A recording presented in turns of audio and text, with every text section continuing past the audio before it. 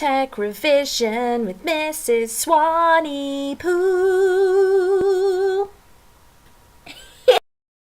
Right, good morning Year 11 and Year 10 if you're listening as well. This is a video all about the different manufacturing processes that you need to know for polymers because polymers tend to be the focus that we have in the GCSE specification. So this is a page from the spec and you'll see it says that you need to know a range of different types of processes, one of them called wastage.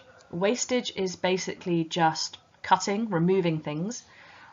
Addition, which is adding things. So for example, if you're 3D printing, you are adding layers. If you are sewing, you are adding things together. And deforming and reforming covers things like where you're heating something up and you are molding it or shaping it, or making it a liquid and putting it into a mold and casting something. So the kinds of different questions that potentially could come up are things like this here. Okay, so name one specific commercial manufacturing process and describe, what it is used for. So you could, for example, talk about injection molding, vacuum forming, extrusion, lots of different things. We're going to cover those in today's video. So you may recognize this example of a resource I've given before, and you'll find this on the VLE, but you should be able to do a very short little description and a diagram of what all of these different processes are. So vacuum forming, drape forming, so these are the key ones that you need to know.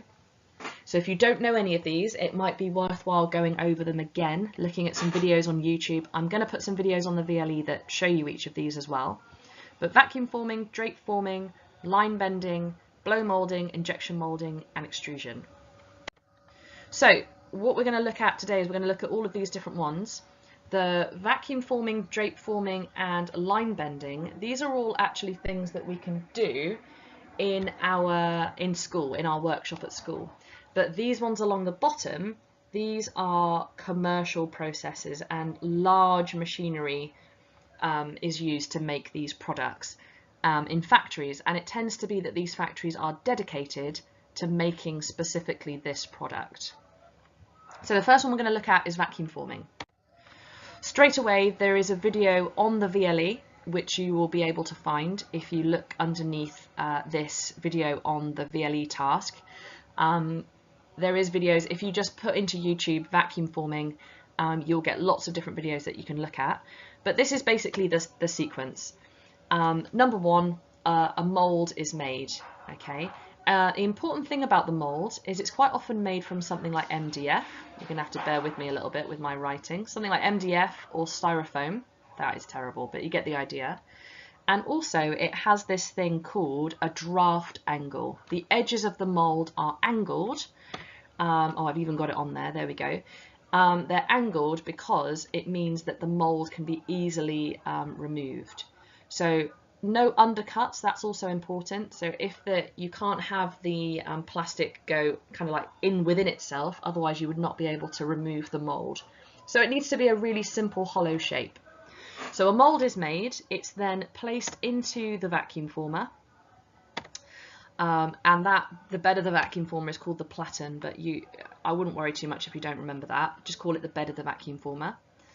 Number three, a thermoplastic sheet is placed above the mold. You know this because those are the plastics that can be easily heated and reshaped. It's usually the material called HIPS, so H-I-P, sorry about my terrible writing, P-S, there we go. HIPS tends to be the material that's used, and it's clamped securely over the top of the mold. Then the heater is turned on, which is here. So you have some heat that's heating up the plastic. That goes nice and soft. The plastic becomes really soft, and it goes over the top. So imagine almost like it would be all bendy like this over the top of the plastic.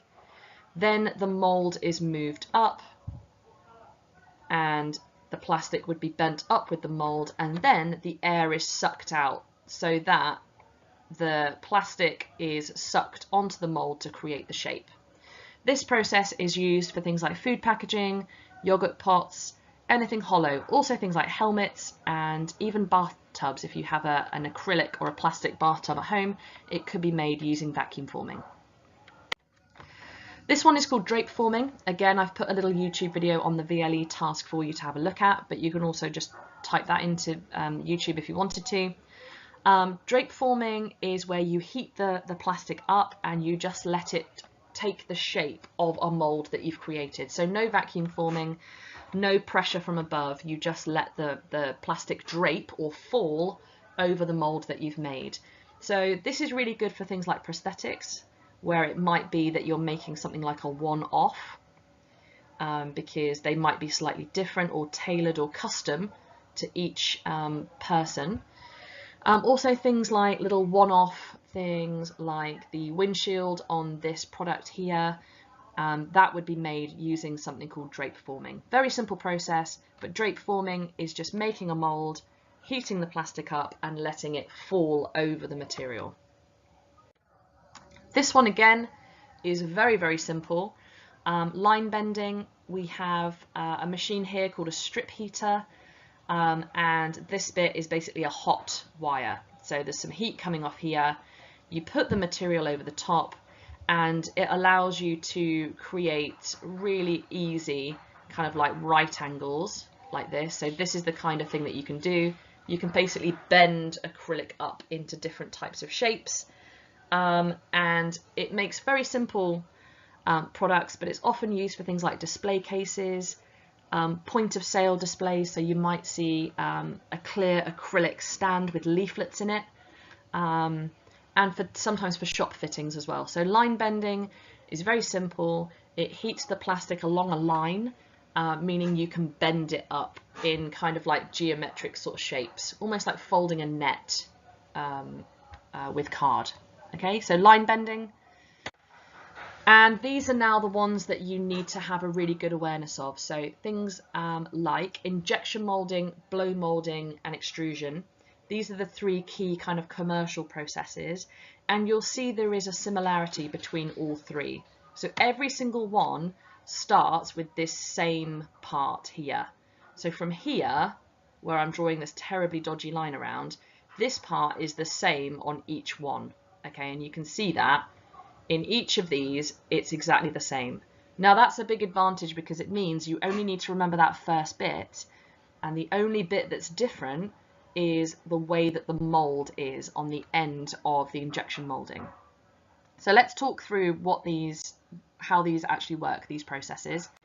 Again, there is a YouTube video that you can watch, but I'm going to talk you through it really, really quickly. The plastic pellets, which have been made through fractional distillation, are going into this thing, which is called a hopper, okay? Almost just like a funnel. They go into the kind of chamber here, the barrel, and this uses something called an Archimedes screw, which is here. And what happens is there is some heat here. So heat goes onto the side of the chamber. That melts the plastic, which is now here, melted. And what happens is then a plunger or a ram injects the plastic. So you can see that's been pushed forward and the plastic has now gone into the mold on the end. The part then cools and the mold usually opens up. So it normally splits in half and the plastic part ejects out. Okay, so that is injection molding. And it's used for a huge range of products. The computer that you might be watching this video on, the keys on there have been injection molded. If your phone has got any plastic parts on it, those will have been injection molded. Little plastic toys are injection molded. Anything that is relatively complex or is like a casing for something is usually been injection molded. So injection molding is a high volume process because it's quite expensive to start off. So the kind of startup cost is quite high. But once the molds are made, it makes the cost of each individual product really low because they can be made so quickly.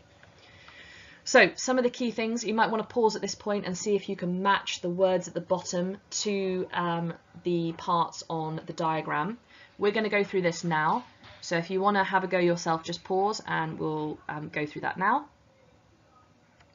So firstly, we've got the mold on the end. So this part, the mold. If you are talking about a particular product, try and make the mold look like the product you're talking about. It doesn't have to be accurate, but try and make it look like the mold that the actual product that you're trying to make. The Archimedes screw is this part here. An Archimedes screw is almost just like a spiral almost, and they were originally used to transport water out of the ground, but these screws kind of push things forward, which is why they're used in this area. We then have the plastic granules here, which are going into this thing, which is called a hopper, okay? And then you have the injection cylinder here, which is what is going to be injecting the plastic into the mold. So if you can do this kind of diagram with these words and a short explanation, you would get full marks for this process. And that's the heated chamber there. Right, the next one that you need to have an awareness of is blow molding. Now, blow molding is made for things like plastic bottles, anything that needs a watertight seal, and it's made ever so slightly differently. You can see that it's a kind of tube of plastic is blown in, and then air is used to actually inflate the plastic inside the mold. So rather than just being injected, loads of plastic being injected in, this actually kind of like almost like a sausage of plastic is injected.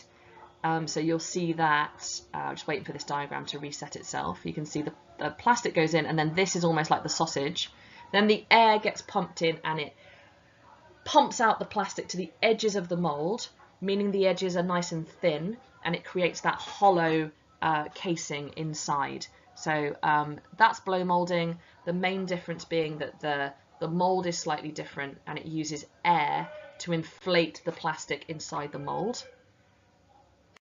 And blow molding, again, I'll put another video on for you to have a look at, but this part is all exactly the same. This part is exactly the same as injection molding and exactly the same as blow molding.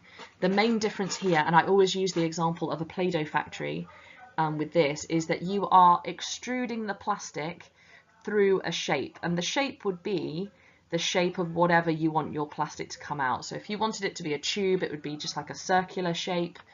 And what happens as the plastic is pushed through there, it comes out in a consistent kind of tube shape, whatever shape you wanted it to be.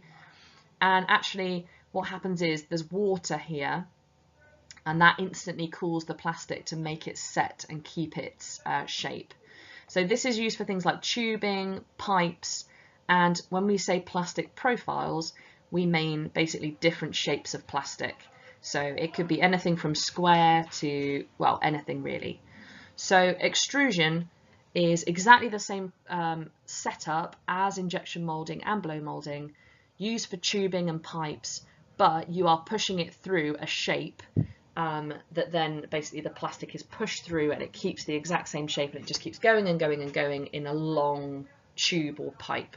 Okay, so what I would do after you've seen me talk these through really quickly, I would go back and I would watch the videos that I've put on the VLE for you on this task, just so you are happy with each of those different processes. Hope that was useful. I'll see you on the next video.